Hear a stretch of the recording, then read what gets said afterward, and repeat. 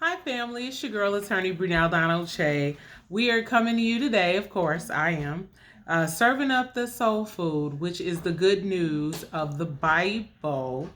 We are going to come out of Philippians 4 and 11 today. And it says, not that I am speaking of being in need, not that I am speaking of being in need, for I have learned in whatever situation I am to be content. That is Philippians 4 and 11. Whew, I tell you, that scripture really hit home with me, especially with everything that I faced this week. It started off with my daughter. We found out that, that she had this growth on her cheek, and it just grew and grew and grew and grew. And we took her to the doctor and found out she had cellulitis, and she had to, be hospitalized, had to be, antibiotics and stuff like that. And all the time I was in that hospital, I didn't freak out. I didn't cry. I didn't have a breakdown. I just completely and totally trusted in the Lord. I literally lived on straight spirit and strength of the Lord from the hospital until I got home and even until now. There's been so much in my life that I didn't have a choice but to be content. I didn't have a choice but to trust in the Lord. One such time was being in foster care, especially being in a group home. And then, looking up at that ceiling in that group home bed, feeling so lonely and alone and feeling like nobody loved me, nobody wanted me. I was just feeling so abandoned. And when I first got there, I was like, how am I going to live here? How am I going to function here? I don't know anybody. I don't know any of these girls. I don't know what's going on. I don't know why this happened. Just a whole lot. But the Lord worked it out in me so much that, I came to know the Lord there. And I got saved in that same group home. God called me into his marvelous light while I was in that group home at 17 years old. But he taught me that he is with me. It doesn't matter whether I'm in a group home or whether I'm in a mansion. God is with me and that he loves me. And so the scripture says, not that I'm speaking to be in a need, for I have learned in whatever situation to be content. There have been times where we struggled as a family. We struggled and we went through things, and nobody did it for us if not God. I tell you, we didn't know how we were going to pay our bills. We didn't know how we were going to put gas in the car. We didn't know how we were going to put food on the table. But we knew that God did not bring us this far, that he didn't allow any situation in our lives that he did not have a solution for. May the words of my mouth and the meditation of my heart be acceptable in his sight. I'm understanding as I've gotten older. I'm 45 now. I used to be a spring chicken. Now I'm just, middle-aged chicken. But okay, we're not going to go there. But anyways, I'm learning that there's so much out of my control. And when you're a person that likes being in control, when things are out of your control, you just feel like the whole world is just caving in on you.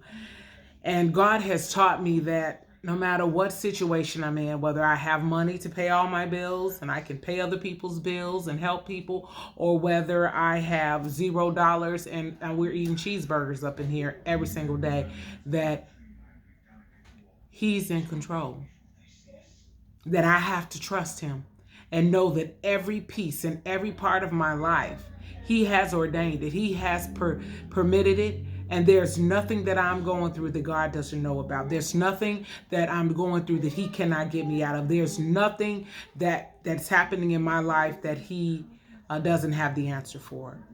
And so being content, I remember when I was a public defender. This is so crazy. I remember I was a public defender and I got my first vacation.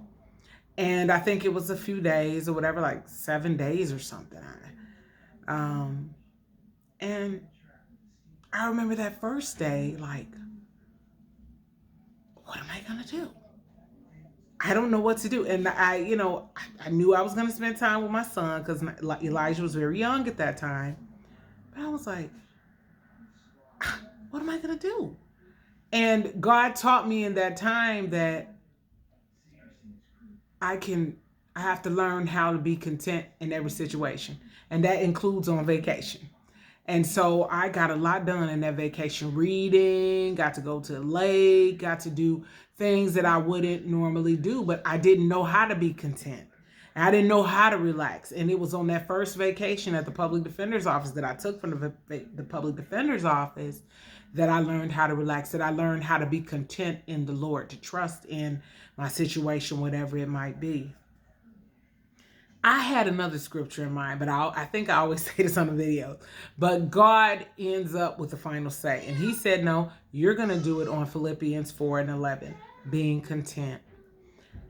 Being content doesn't mean settle in life in every single thing. No, it means that where you are, handle your business. Do what you're supposed to do. But that doesn't mean that you don't want to, reach higher. I can be content in being an attorney, but I don't want to be. I can be content in being an attorney, being a lawyer, but I don't want to be. I like being a lawyer. I'm content with it, but I have higher aspirations. I have higher things that I know that I'm called to do in my soul. I like living in my apartment.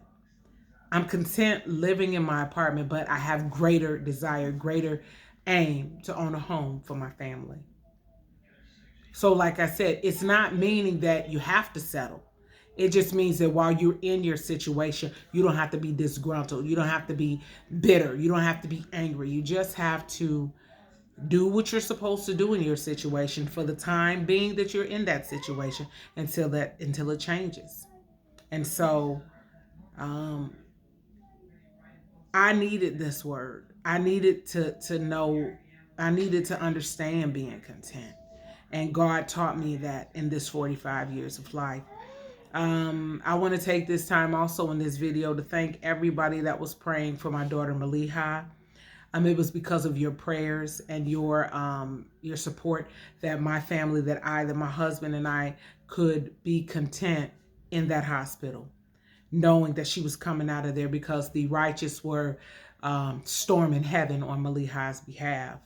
And so I just want to thank you all so much for standing in the gap for us, praying for my daughter's health and healing. Thank you. So Philippians 4:11 is where we went, the soul food we dived into.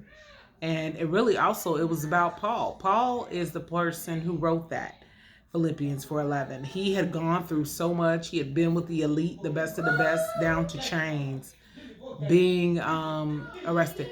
Please try to ignore my family in the background. They are acting a fool. These people have been quiet, saying nothing until I got on this video. They are now enjoying, playing, running, all this good stuff. But anyways, Paul knew what it was like to be with the elite and then to be poor, to be in chains.